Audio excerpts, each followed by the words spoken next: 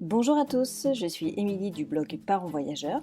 Chaque semaine, on va parler voyage en famille, mais aussi nous allons partir à la rencontre de certaines familles inspirantes. Alors installez-vous confortablement et bienvenue dans ce nouvel épisode.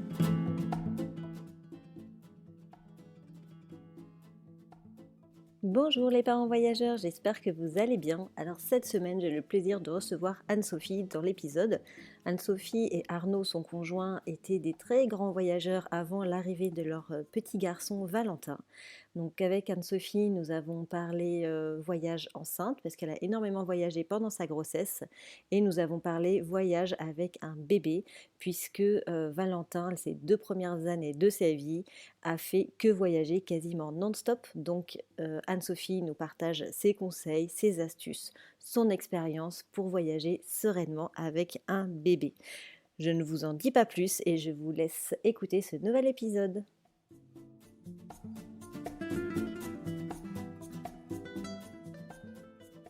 Bonjour Anne-Sophie, merci beaucoup d'avoir accepté mon invitation pour participer au podcast. Je suis hyper contente de t'avoir. Merci beaucoup.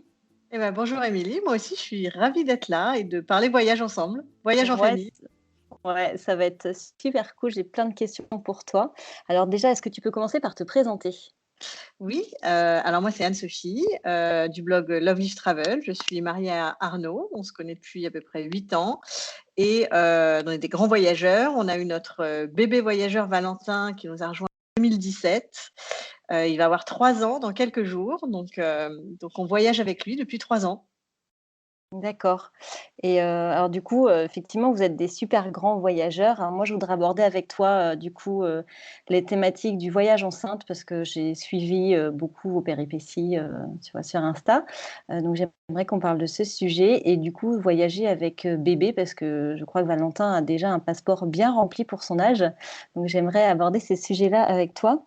Ça marche. Déjà, est-ce que tu peux me dire, ce que tu as constaté donc, dans tes voyages avant en amoureux et après avec, Valentin? Qu'est-ce qui a changé pour toi dans ta manière de voyager ou c'était quoi pour toi le plus grand chamboulement que tu aies eu? Alors le plus grand chamboulement entre voyager à 2 et voyager avec Valentin, nous on était déjà très organisés, donc je dirais pas qu'on était plus organisés, juste différemment. On n'a jamais été, on part souvent en voyage à la dernière minute, ça nous arrive pas mal et on le fait toujours avec Valentin. Néanmoins, on réserve un petit peu plus. On va être sûr d'avoir un hôtel ou des choses comme ça. Mais on n'était pas à la base des voyageurs qui prenions une tente et allions faire des treks dans la montagne. Ça n'a jamais trop été notre truc. Donc ça n'a pas trop changé. Après, ce qui change beaucoup dans les voyages, c'est l'organisation dans le voyage. C'est-à-dire que lui, il a besoin de dormir, de manger à certaines heures. Et même s'il nous suit partout, il faut qu'on respecte un minimum son rythme, en fait. D'accord, donc du coup, c'est vraiment le planning était peut-être plus calé, Ah, heu, Alors oui et non, parce que je dirais pas forcément plus calé, mais par exemple, j'ai toujours, son déjeuner ou son repas avec nous au cas où on trouve pas de resto au moment où on est en voiture, par exemple. Bon, j'ai quand même de quoi le faire manger, donc c'est plus une organisation en amont à, bien tout avoir sur nous pour que ce soit facile et que ce soit fun pour lui, surtout. carrément. Mais du coup, tu as l'air d'être une maman super organisée, quoi. On sent que Alors, je dirais que papa est plus organisé que moi. Arnaud, c'est vraiment quelqu'un de très, très organisé. Moi, je suis assez organisée aussi et puis ça vient au fur et à mesure, hein. Comme toutes les mamans, j'ai déjà oublié le biberon à la maison. Je m'en suis rendu compte au bout de 2 heures et j'ai couru partout pour en trouver un autre. J'avoue, c'est déjà arrivé, mais c'est vrai que, à force de voyager et dans la vie de tous les jours, on a toujours avec nous, ce dont on a besoin. Donc on est des gens qui étions déjà organisés avant Valentin, et du coup, c'était assez naturel avec lui, en fait. mmh, mmh. Et donc du coup, à quel âge, Valentin a fait son premier voyage, tu t'en souviens? Ouais, il avait 3 mois. Il avait 3 mois, on est parti en Floride. En fait, enfin, son premier grand voyage parce que, il est né fin octobre et à Noël, donc 2 mois plus tard, on a voulu partir un petit peu, tous les 3 et on est partis, sur, Bordeaux, le bassin d'Arcachon. Donc juste en voiture, voir un peu comment ça se passait. C'était son tout premier voyage, il avait même pas 2 mois et ça s'est super bien passé et de là, on a ouvert l'ordi, on a booké nos billets pour la Floride pour le mois d'après. Ah oui, d'accord, c'était vraiment Voilà. le test, Ouais, c'était le crash test, ouais. et du coup, comment ça s'est passé, ce premier voyage? Comment tu t'es sentie toi déjà, à partir à l'aventure Heu, comme ça? Bah, franchement, très, très bien. On avait, alors le tout premier, on est parti en voiture, donc autant te dire qu'elle était pleine, pleine, pleine. On est parti 5 jours, j'avais emporté l'appart. Donc on prend toujours trop au début, tu dois le savoir et plus ça va, moins on prend, hein, au fur et à mesure des voyages. Ça s'est Exactement. très, très bien passé. Valentin, c'était un nourrisson, un bébé très facile. Il pleurait très, très peu. Il mangeait, il dormait, il souriait, il gazouillait et du coup, c'était vraiment facile. Ce qui nous a fait aussi partir, c'est que, il a fait quelques coliques pendant 2 mois, les 2 premiers mois de sa vie, en fait et quand on est parti pour notre premier voyage, c'était terminé. Donc ça allait mieux. Il dormait, on avait la chance d'avoir un bon dormeur, donc il dormait très, très bien la nuit, il dormait très bien pendant ses siestes et ça se passait super bien. On allait se balader, il s'adapte, c'est tout de suite très, très bien adapté. Mmh. Ah ça, c'est top quand ça se passe comme ça, quoi. Ouais, c'est clair. Même le trajet, comment s'est passé le premier trajet en voiture? Bah, il a dormi. C'était Il a long? dormi, pratiquement tout le long. En voiture, on a fait beaucoup de road trip avec lui et il a toujours, on s'est toujours un peu arrangé pour prendre la voiture quand c'était l'heure des siestes. Bon, quand il avait 2 mois, il faisait pas des Mmh. siestes, il dormait toute la journée, enfin, il dormait beaucoup, donc aucun souci. En plus, c'était 3 4 heures de route, donc ça allait très, très bien. Il a jamais eu de soucis en voiture, donc non, non, c'était, ça s'est très, très bien passé, non, vraiment, aucun souci. C'était vraiment cool. Ouais, donc du coup, vous êtes partis en Floride en mode, «Ça va le faire», quoi. État Ouais, d'esprit, plus, ouais. et comment c'était ce voyage? Tu peux nous en parler un petit peu? Alors c'était top. Je t'avoue que c'était un peu difficile pour moi les 2 premiers jours. Moi je suis, on dirait pas comme ça, mais je suis même un peu stressée quand même et du coup, on les 2 premiers jours, on était à Miami. Donc Miami, c'est une grande ville, il y a beaucoup de bruit, il y a beaucoup, voilà, c'est vraiment une grande ville et pour un petit bébé et ses petites oreilles, moi j'avais tout le temps peur pour lui, que ce soit too much, que ce soit trop. Il était pourtant dans sa poussette et donc je stressais, mais je stressais pour rien parce que lui, il allait très bien et heureusement que j'ai un homme qui, lui, n'est pas stressé et qui m'apaise beaucoup et au bout de 2 jours, il me dit: «Bon, si tu te calmes pas, on rentre».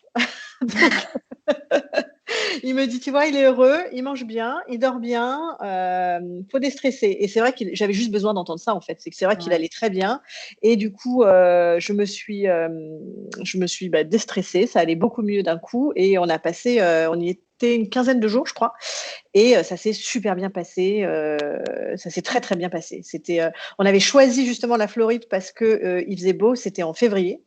Donc il faisait beau, il faisait chaud, sans non plus avoir, 40 degrés à l'ombre. Mmh. Donc c'était, juste parfait. Ouais, l'idéal, quoi, et Ouais, du coup, toi, exactement. tu avais vraiment ouais, juste besoin, en fait, d'être rassurée. Après, Ouais. tu étais quand même encore dans le postpartum, quoi, donc il y a aussi, les hormones qui Ah jouent de ouais, ouf, à ce oh oui. moment-là, quoi, donc c'est quand même pas une période simple pour voyager quand même, les 3 premiers mois, aussi Non. bien pour le bébé que pour, la maman, quoi. Bah, moi, j'ai fait un gros baby blues, les deux semaines après sa naissance où c'était vraiment très, très dur, mais c'est assez «vite passé» entre guillemets. Moi, je pense que depuis que j'ai Valentin, je suis quelqu'un de beaucoup plus sensible, je pleure facilement, je suis quelqu'un d'émotive à la base aussi, hein, mais c'est vrai que d'avoir Valentin, depuis lui, bah, forcément, on s'inquiète plus, hein, on devient maman, tu sais ce que c'est, Mmh. on n'est plus vraiment la même personne. On est la même personne, mais on change forcément. Donc c'est vrai que bah, maintenant on s'inquiète pour quelqu'un en fait, tout simplement. Ouais, ouais. Mais ça s'est très très bien passé. Donc enfin lui là, je te dis, c'est très très bien adapté tout de suite. Donc ça c'est aucun souci. On est vite reparti après ce voyage. Ouais, c'est généralement quand ça se passe bien, après c'est banco, quoi, et toutes les craintes du départ, elles s'envolent et on se pose même Exactement. plus de questions au final, et pendant ces 15 jours, est-ce que, tu as senti que, dans ton organisation, dans ton planning, enfin, est-ce que tu t'es senti le fait d'avoir été obligé de changer ton planning et ton mode de voyage de manière générale, est-ce que tu as été frustrée parce que tu as pas peut-être vu tout ce que tu voulais voir par rapport à un voyage solo ou, tu vois? Est-ce que tu as ressenti, Bon, la frustration, c'est pas vraiment un mot, mais tu vois, un peu de tristesse en disant, ah bah tiens, on n'a pas eu le temps de visiter ci, on n'a pas fait ça, parce qu'on s'est finalement beaucoup posé à l'hôtel. Ou... Est-ce que tu as eu un peu ce sentiment-là? Alors pas du tout, parce que même depuis lui, on se pose pas à l'hôtel en fait. C'est que nous, on a toujours, on aime bien bouger un petit peu quand on est en Floride. Donc je te dis, on est resté les 2 premiers jours à Miami, bah, pour un peu se faire au décalage horaire surtout, puisqu'on appréhendait un petit peu, hein, parce qu'il y a quand même un petit peu de décalage. Lui, dès le premier jour, ça s'est très très bien passé. Et en fait, après, on a pris la route et on a fait un road trip dans la Floride jusqu'aux Keys et on est remonté sur Miami pour repartir. Et sincèrement, on a vraiment très, très peu changé nos habitudes de voyage avec lui. On reste peu au même endroit. Alors, un petit peu plus, mais au final, c'est bien parce que ça nous force aussi, nous, à nous reposer. Parce que c'est vrai qu'avant, quand on voyageait, on n'avait jamais 2-3 jours pour se poser. Et là, comme on ne veut pas faire de la voiture tout le temps avec lui, ben, on va se faire 2 jours un peu intenses. Et puis après, on va se reposer un petit peu plus en faisant moins de voiture et puis en se posant à l'hôtel, à la plage ou n'importe où. Et du coup, c'est vrai que je trouve ça limite mieux en fait parce qu'on arrive à vraiment concilier les deux, mais avoir un bébé pour nous, ça n'a pas été un frein au niveau de nos visites et de la manière dont on aime voyager. D'accord. Et ouais, effectivement, en plus, là, sur une période de 15 jours, ça, quand même, ça laisse le temps aussi Oui. de bien se poser. C'est pas un voyage express. Du coup, c'était bon timing. Et donc, du coup, après la Floride, alors, qu'est-ce qu'il y a eu comme voyage dans les grandes lignes, hein, parce que je pense qu'il y en a eu vraiment beaucoup. Mais, Alors, ouais, il y en a eu beaucoup. Alors, avec Valentin, on a fait la Floride, on a fait, alors la Floride, comme c'était en février, on a fait la Turquie, on a fait l'Italie, on a fait New York sans lui. On a fait, parce que c'était de grande ville et que pour le coup, pour moi, c'était. Je ne me voyais pas l'emmener dans une grande ville comme New York. Donc, on est parti 4 jours sans lui. Qu'est-ce qu'on a fait avec lui? On a fait vous Ibiza, avez fait Cuba. on a fait Je Cuba, me souviens de ça. ouais, c'était génial. On a fait les Bahamas, on a refait les États-Unis, on a fait le Canada, on a fait l'Écosse, on a fait l'Angleterre, on a fait beaucoup, beaucoup de pays. Ouais. Ça, je pensais pas que c'était autant quand même. Mais oui, c'est vrai que pour vous suivre, je vois bien qu'il y avait quand même pas mal de pays, mais j'imaginais pas autant, quoi. Ouais, donc Ben, il a en quand même fait, déjà pas mal baroudé. ouais, voilà, les 2 premières années de sa vie, on a voyagé non-stop. On partait, on rentrait, le temps de faire des lessives, de préparer le prochain voyage et on repartait. On restait à peine, même pas une semaine chez nous à chaque fois. Donc, on est parti pendant 2 ans vraiment non-stop, non-stop partout. Ouais. Et donc, du coup, comment il gérait ça, le fait, du coup, de pas avoir, on va dire, trop de stabilité, enfin, même si c'est pas exactement ça, mais le fait de partir comme ça, rentrer, partir. Déjà, ton entourage, j'imagine même pas les réflexions que tu as dû avoir, mais Ah, bah ça, on au-delà de en ça, a. comment lui, il a fait? Bah, à partir du moment où tu es enceinte, tu en as des réflexions de toute façon, donc il faut juste Ouais. apprendre à vivre avec. En fait, moi, effectivement, on m'a beaucoup dit: «Mais ton enfant, il a pas de routine, comment tu fais? Ils ont besoin d'une routine, les enfants».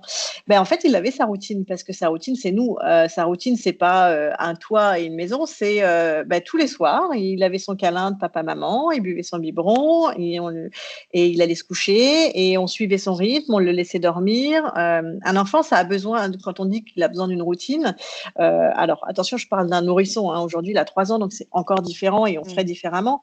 Mais il a l'amour de ses parents, il a les fesses propres, il est nourri, il dort correctement. Donc, au final, sa routine, c'est ça. Il suffit juste de bien.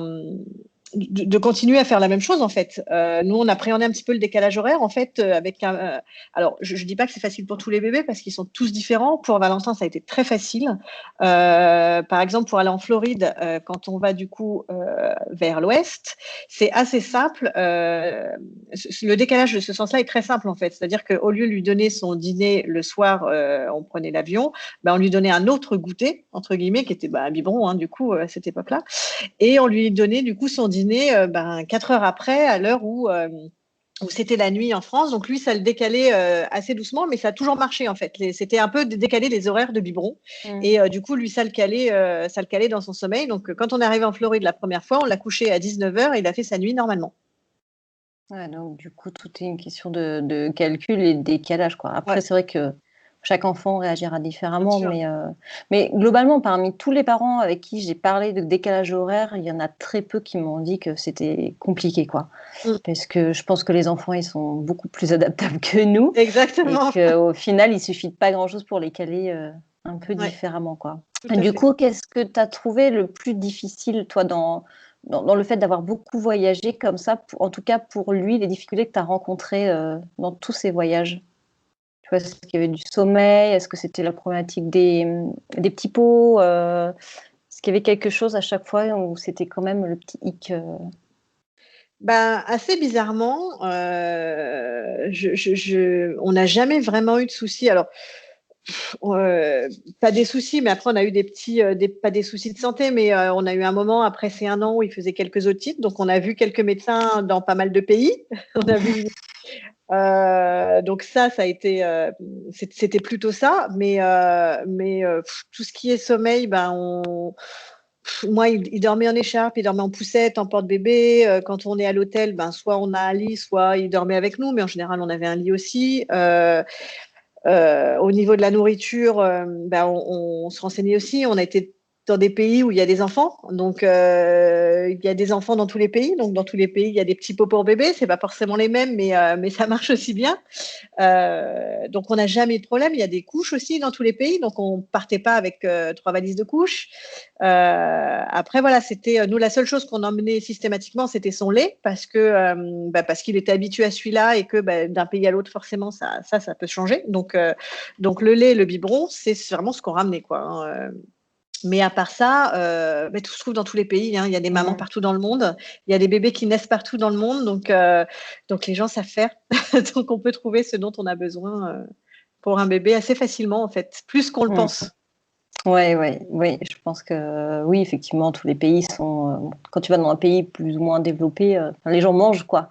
Au pire, c'est Voilà, un marché, tu fais cuire des voilà, légumes et tu les écrases et voilà, quoi. C'est voilà. pas et c'est drôle comment l'entourage s'inquiète pour des banalités comme ça, Ouais. finalement. Donc Le seul voyage où on a vraiment, pris beaucoup plus, qu'à l'habitude, c'était à Cuba, parce qu'on savait qu'à Cuba, c'est très difficile de trouver, mais quoi que ce soit, hein, pas que pour les enfants. Donc on avait pris on était parti 15 jours et on avait vraiment pris, assez de couches pour 15 jours. On avait pris, pas mal de repas. Alors pas tous les repas parce qu'à Cuba, il avait environ 1 an, un peu plus d'1 an, entre 1 an et 1 an et demi, je crois. Et donc il mangeait un petit peu solide, enfin il mangeait solide, donc forcément on savait qu'il trouverait tout ce qui est riz, poisson ou des choses comme ça. On avait quand même en dépannage des pots pour bébé, mais voilà, on avait pris une grosse boîte de médicaments au cas où, on avait pris des pansements, on avait pris pas mal de choses parce que pour le coup à Cuba c'est vraiment difficile de trouver beaucoup de choses. mmh, Donc c'est le voyage où on est parti assez chargé, parce que les couches aussi ça prend de la place pour 15 jours. ouais, c'est clair, c'est clair.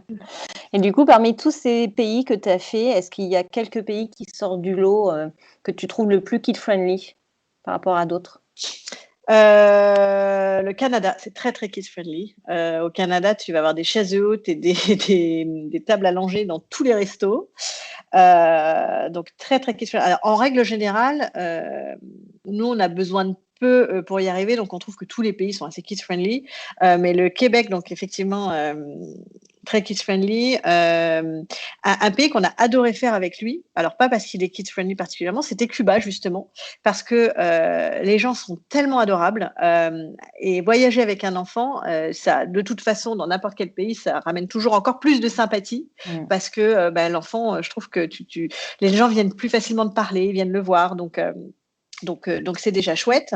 Mais à Cuba, on a vraiment eu cette impression qu'il y avait des enfants qui jouaient sur les places. Valentin allait toujours courir vers eux pour jouer avec eux. Et ça pouvait durer des heures. Et c'était vraiment un très, très bon souvenir, en tout cas de lui en voyage. Cuba, ça reste un très bon souvenir.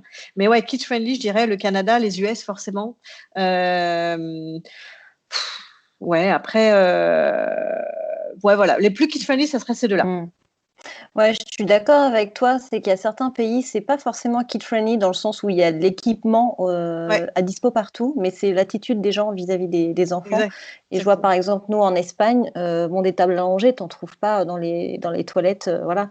Mais par contre ici les enfants c'est des rois Ouais, et donc dans l'accueil, partout, tu vas dans un restaurant, les enfants ils auront Enfin, les gens se plient en quatre pour les enfants. Ouais. Et effectivement, ça change tout, même si c'est techniquement pas kid-friendly, on va pas te donner, je sais pas moi, ouais, une table allongée, c'est quand même assez, typique, tu en trouves pas ici, mais Ouais. au final, on va te dire: «Bah, vas-y, mais change ton enfant sur la banquette, là», tu vois? Et là, Voilà. comme ça, «Oui, là, no te preocupes, OK, OK, je me préoccupe pas, moi, je vais le faire».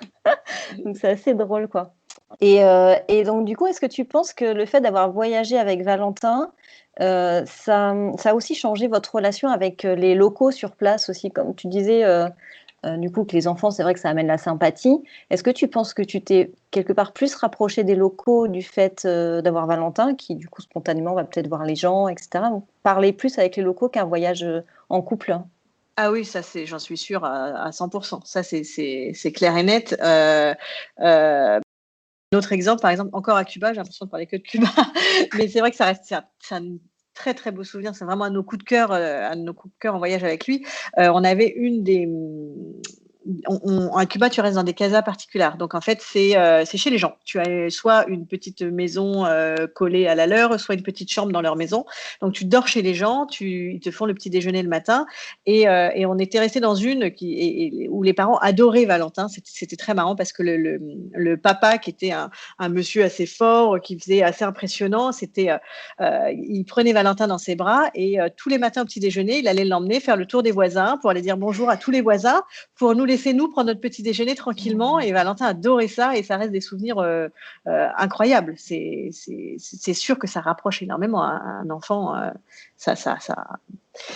Les gens viennent plus facilement au contact, c'est Mmh. sûr. C'est clair, ça, c'est génial ce truc, quoi. Puis toi, ça te fait un petit peu de répit. Mm. Valentin, il a dû kiffer, Ah ouais, ouais. les gens, ils ont dû adorer, quoi. Ah ouais, Ça ouais, devait être non. canon. Ouais, c'est C'était ces petits trucs en plus, c'est vrai, du coup, c'est des souvenirs de fou, quoi, après. Ah ouais, non, clairement, c'est des souvenirs qu'on garde toujours. On a fait des petits albums, on lui montre souvent. Alors bon, pour lui, ça reste abstrait, hein, parce que ça, c'est une autre chose qu'on dit quand on voyage avec un enfant. Mais pourquoi tu voyages avec lui? Il s'en rappellera pas. Évidemment. C'est Voilà, mais j'ai envie de dire, bah, tout ce que tu lui racontes, les histoires que tu lui lis le soir, il s'en rappellera pas non plus, mais ça va aider à le faire grandir, à forger sa personnalité. Et aujourd'hui, c'est vrai qu'on regarde, il est ce qu'il est parce que ce qu'il a fait aussi quand il était plus petit, hein. Et c'est vrai qu'on regarde des photos de Cuba et moi, on est toujours très. À chaque fois que je regarde les photos, je trouve que c'est vraiment un de nos plus beaux voyages. ça, c'est chouette. Donc du coup, pour chaque voyage, tu fais un petit album, souvenir? Oh, pas pour chaque, parce que sinon, j'y passe l'année, mais j'en ai fait quelques-uns de certains voyages, ouais. Ouais, ça, c'est vrai que c'est des chouettes souvenirs parce que quand ils grandissent, là, 3 ans, tu vas voir 3, 4 ans, Ouais, ils les regardent et ouais, en fait, ils sont hyper étonnés de voir, «Tain, c'est moi bébé, ouais. je suis là». Enfin, ils adorent ça, quoi. Ça les Ah ouais, ouais. fascine de les voir comme ça, Bah, puis là, il c'est commence à se chouette. rappeler de ses derniers voyages. Il se rappelle forcément pas de ceux quand il était tout petit, mais les tout derniers qu'on a fait, là, il nous en reparle encore puisqu'il s'en souvient. Mmh. Il va te rappeler, du chien qu'il a vu dans la rue, Ouais, qui a aboyé, le exactement. matin tôt, enfin, tu dis: Oui, mais tu te rappelles pas plutôt de la super belle plage, turquoise?» Exactement. C'est super drôle. Et donc du coup, toi, quand tu as voyagé avec Valentin bébé, tu prenais des indispensables? Est-ce qu'il y avait des choses que tu avais forcément tout le temps avec toi? Alors, ce que j'avais tout le temps avec moi quand il est bébé, c'était des langes. C'est assez bizarre parce que avant d'être enceinte, je savais même pas ce que c'était un lange et quand on m'a dit: «Ah, faut que tu aies des langes», bah, c'est un bout de tissu, hein, soyons clairs. Mais en fait, c'est hyper pratique puisque ça sert à le couvrir s'il fait froid, à le poser si c'est un peu crade, à le changer, ça sert à tout un lange. Ça sert Mmh. de chapeau quand tu as oublié ton chapeau pour protéger du soleil, ça sert vraiment à tout. Ça sert à nettoyer s'il a des petits rejets, voilà, c'est vraiment, pour moi, c'est vraiment l'indispensable, c'est le lange, c'est assez bizarre. Ouais, non, Heu mais moi aussi, ça fait partie de mes indispensables. Je trouve ça tellement pratique. Donc les langes, nous, il dort, avec tétine et doudou, donc forcément, c'est ce qu'on emmenait, tout le temps avec nous. Écharpe et ou porte-bébé selon l'âge. Moi, je l'ai porté en écharpe jusqu'à presque 1 an. Porte-bébé, c'est plus pratique quand même pour la rando que l'écharpe. Poussette, si tu pars en trek, ça va pas te servir à grand chose, mais si tu pars, dans des villes, la poussette, c'est assez Mmh. pratique. Quelques petits jouets, hein, Après, à faire en fonction de l'âge, on ne prend jamais des trucs très gros parce qu'on ne va pas s'encombrer avec des jouets. Et qu'en général, il joue avec le carton qu'il va trouver par terre. Hein. Qu'on soit d'accord, il ne va pas jouer avec ses jouets. Donc, on ne va pas s'encombrer avec trop de jouets. Et puis quelques, voilà, indispensable. Ouais, on avait toujours une petite boîte à pharmacie, en fait. Une boîte de Doliprane au cas où, des petits pansements, du sérum Phi. Et puis c'est parti. Ouais, la base de la trousse, quoi. Voilà. Maintenant, on va essayer de remonter. Là, j'aimerais bien parler voyage avec Valentin encore, mais j'ai encore plein d'autres questions sur le fait, sur tes voyages enceinte. Si tu as voyagé enceinte, c'est-à-dire que ta grossesse, elle s'est bien passée, je pense? Alors, ma grossesse, oui, c'est très bien passé, même si je n'ai vraiment pas adoré être enceinte. Ah oui, ça, c'est un autre C'est un sujet. autre sujet, mais ma grossesse, médicalement parlant, c'est très, très bien passé. Et donc, du coup, tu as voyagé toute ta grossesse jusqu'au bout? Ou Ouais, tu as eu jusqu'à 8 mois où mon médecin m'a dit: «Bon là, ça commence à être bien, mais va falloir un peu vous reposer». Du coup, tu as fait quoi comme pays pendant ta grossesse, globalement, si tu t'en souviens? Donc en fait, j'ai fait beaucoup de pays. Alors avant de savoir que j'étais enceinte, je suis partie à Porto et donc au Portugal et j'ai appris ensuite que j'étais enceinte et le premier voyage que j'ai fait en sachant que j'étais enceinte, c'était à Prague où on a beaucoup marché, où j'étais très vite fatiguée. En fait, mon tout premier trimestre s'est très, très, très bien passé. J'ai pas eu de nausées, j'ai pas été malade, mais j'étais fatiguée. J'étais beaucoup fatiguée. Mais du coup, ça nous a pas empêché de voyager. Le premier trimestre, j'avais fait donc le Portugal, la République tchèque, donc à Prague. On a fait l'Italie, le lac de Côme, et on a fait le Mexique, qui était un voyage qu'on avait déjà prévu depuis un petit moment. Et en fait, le Mexique, mon ventre commençait un petit peu à sortir, ça commençait un peu à se voir, donc ça tombait bien. Je partais, histoire de ne pas avoir à le dire tout de suite. J'attendais les 3 mois de sûreté, on va dire, avant de pouvoir l'annoncer. Donc, on a annoncé ça en rentrant du Mexique. D'accord, ouais, donc ça, c'était chouette. Et du coup, comment vous avez choisi vos destinations? Parce que, quand tu es enceinte, tu as quand même quelques précautions à prendre. Alors, le Mexique, on m'a pas mal posé de questions parce qu'effectivement, là-bas, par exemple, il y a Zika. Enfin, à l'époque où j'y étais, en tout cas. Moi, j'en ai parlé à mon médecin qui m'a dit, bon, il y a pas. Alors, je m'étais renseignée aussi en amont pour savoir est-ce qu'il y avait des gros risques, qu'est-ce qui se passait. À cette époque-là, effectivement, il y avait eu quelques cas de Zika, mais il y en avait aussi eu dans le sud de la France. Donc, en gros, c'était pas vraiment plus dangereux d'aller là-bas que d'aller dans le sud de la France à l'époque. Et du coup, je me suis juste protégée tout simplement pour essayer de pas trop me faire piquer par les moustiques, ce qui a été le cas. Et en revenant, mon médecin m'a fait faire une prise de sang pour être sûr que je l'avais pas attrapé. Et il n'y a pas eu de souci, je ne l'avais pas attrapé, donc il n'y avait pas de souci. Les voyages qu'on a fait après, il n'y en a aucun qui était dans un pays à risque, entre guillemets, où j'avais besoin de vaccins spéciaux. Après, ça va plus être au niveau de la nourriture, mais c'est pareil, hein, la nourriture, moi, je me suis jamais trop rien interdit, à part les choses un peu touchy ou basiques, mais on n'a pas, j'ai trop rien changé de tous mes voyages enceintes. Le seul souci que j'avais, c'était, moi, j'étais très malade pendant tout mon deuxième trimestre, ce qui est, D'accord. ce qui est Ouais, c'est rare. assez rare. Mais moi, j'étais très malade. Je vomissais tout le temps. Donc pendant le mois 3 à 6 à peu près. Mais bon, ça m'a pas empêché de voyager. Hein. On s'arrête et puis hop, on repart et voilà. Mais ouais, le deuxième trimestre, on a fait vraiment des beaux voyages pour le coup. On a voyagé pas mal en France. On était en Islande. Et ça, c'était un très beau voyage. Et c'était un petit peu difficile pour moi, l'Islande, parce que c'est là où j'étais le plus malade. Vraiment, Ouais. j'étais, en plus d'être fatiguée, j'avais vraiment beaucoup de nausées. Et puis après, on a fait la République dominicaine. On changeait un peu de température. Mais là, par exemple, ça s'était très, très bien passé. Je commençais déjà à plus être malade. Donc c'était déjà beaucoup mieux. Ouais, ça, c'est quand même pas agréable d'être malade. Et du coup, pour le coup, ça t'a pas empêché d'y aller, quoi. Non, Enfin, non.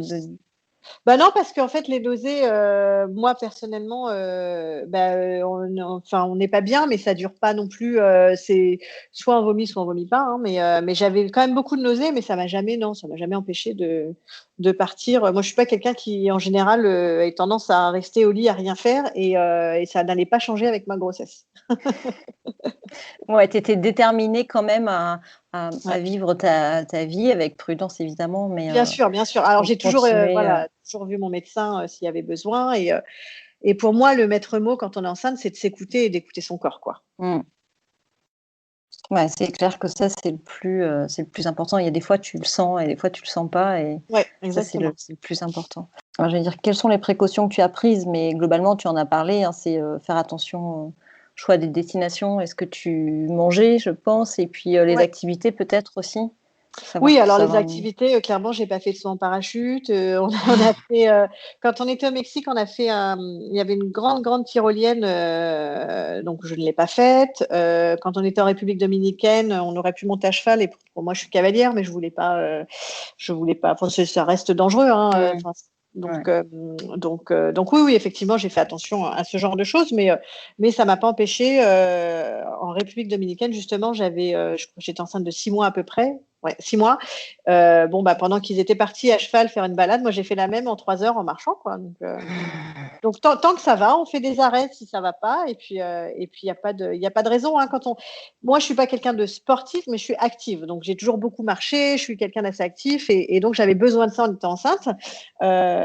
Des fois, des questions qu'on me pose, c'est: «Est-ce que je peux continuer à faire du sport?» Alors, moi, je suis pas médecin, hein, donc je dis aux gens toujours de voir avec leur médecin, mais si tu es quelqu'un qui est à la base très sportive, il y a pas de raison que tu puisses pas continuer à être actif Mmh, quand tu es enceinte, si ta grossesse se passe bien et que ton mmh. médecin, te donne son OK, quoi. Ouais, ouais. Ouais, c'est clair, la vie continue, c'est juste qu'il faut savoir s'écouter, Ouais. un peu plus que d'habitude, quoi.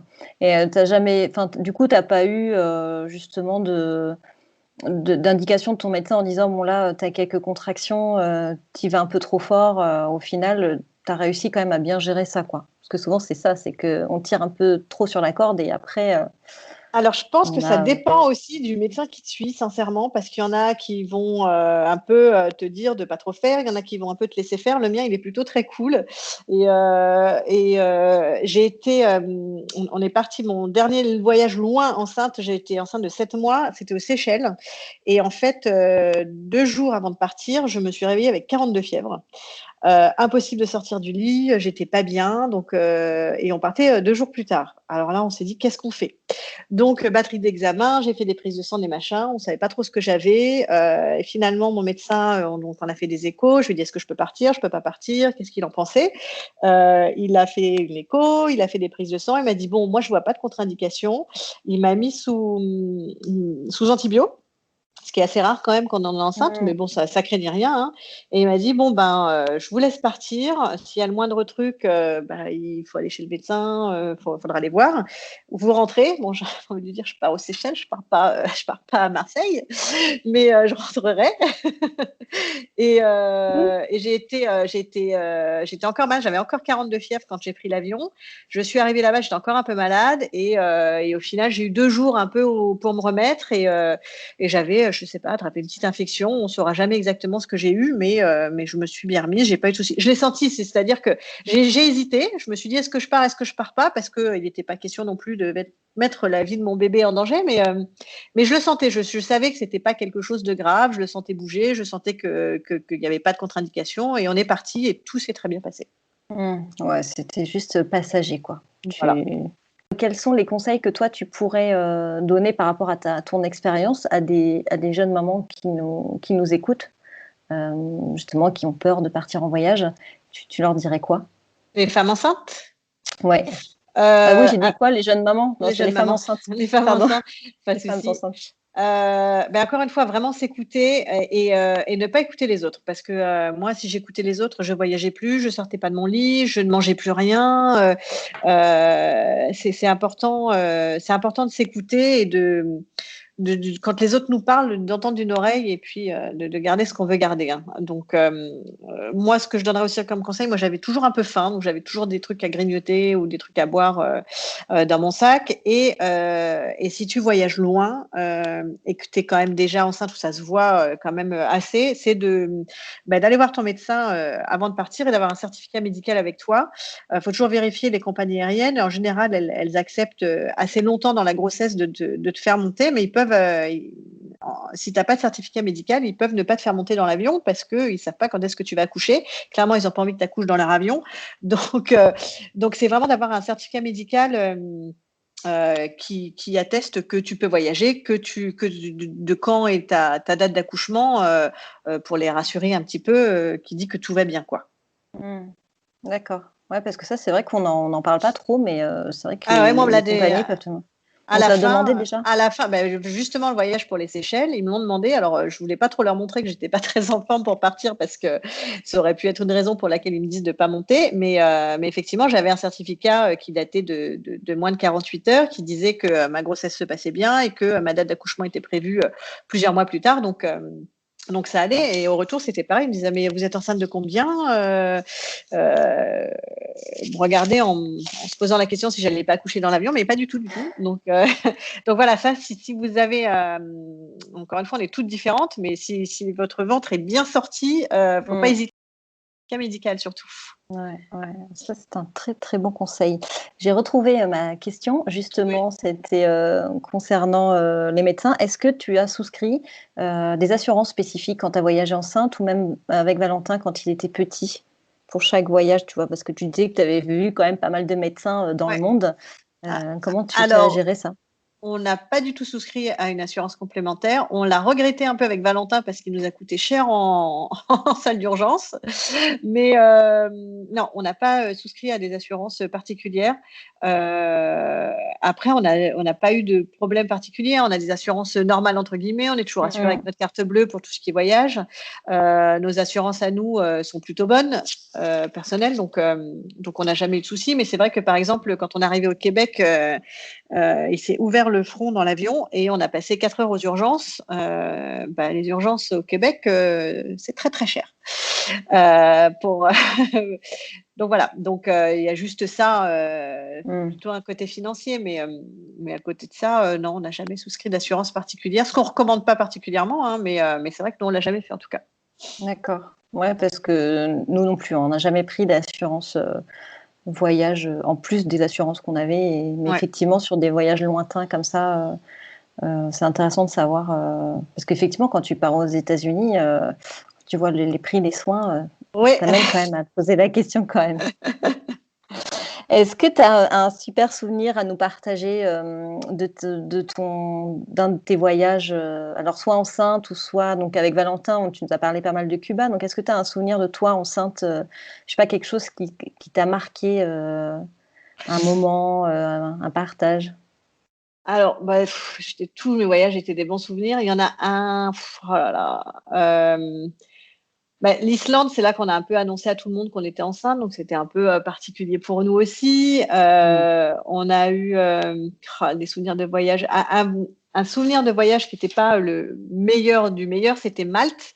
J'ai pourtant adoré, mais il faisait 45 degrés. J'étais enceinte de 7 mois, je crois, et j'en pouvais plus en fait. Je me liquéfiais sur place. J'avais tellement chaud. Arnaud m'a sorti de la voiture, m'a mis dans l'eau parce que j'étais en train de mourir de chaud. J'avais très très chaud à Malte et du coup, j'en ai pas profité autant que j'aurais voulu. Sinon, les Seychelles, ça reste donc notre dernier grand voyage enceinte et c'était un souvenir incroyable. On est resté dans des hôtels de dingue. Mon ventre, en fait, assez bizarrement, je pense qu'il aimait le soleil, puisqu'à chaque fois que je partais au soleil, j'avais l'impression d'avoir doublé, que Valentin avait doublé de volume. Je suis partie aux Seychelles, je rentrais presque plus dans les habits en rentrant que j'avais amenés pour partir, quoi. Hein. Donc, je pense qu'il a aimé le soleil.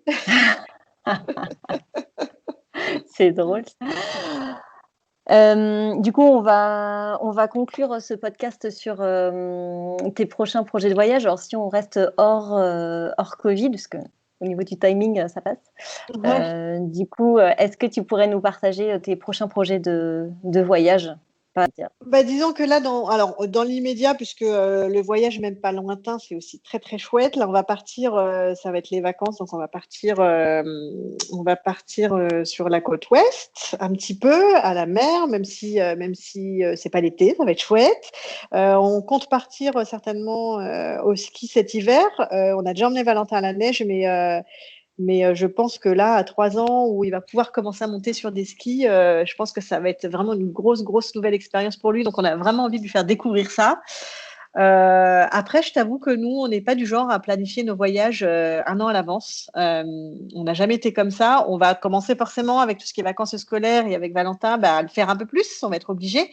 Mais on n'est pas encore là. Donc, des envies de voyage, on en a plein. On en a toujours plein. Mais on fait en fonction de nos envies au moment venu, en fait. Hein. On book souvent un peu à la dernière minute. Hein. On est un peu comme ça. Souvent, c'est les meilleurs voyages parce que du coup, Exactement. tu prévois pas, tu fais au feeling et Ouais, voilà, c'est du spontané. ouais, tout à C'est fait. super. Écoute, je te remercie beaucoup, Anso, d'avoir pris du temps pour répondre à mes questions. C'était vraiment super intéressant. Il manque encore une bonne demi-heure, je pense, pour parler du sujet. Mais c'était déjà un super avant-goût déjà de votre expérience. Merci beaucoup. Tu reviens quand tu veux nous parler de tes voyages. Eh ben, merci à toi et puis avec plaisir pour revenir reparler de tout ça. Merci beaucoup, Anso. Ciao. À bientôt, bye. J'espère que ce nouvel interview vous a plu. Si c'est le cas, n'hésitez pas à le partager à votre entourage ou bien prendre 5 minutes pour laisser un commentaire sur votre plateforme d'écoute. En tout cas, moi je vous souhaite une très très belle semaine et je vous dis à la semaine prochaine pour un nouvel épisode. Ciao ciao.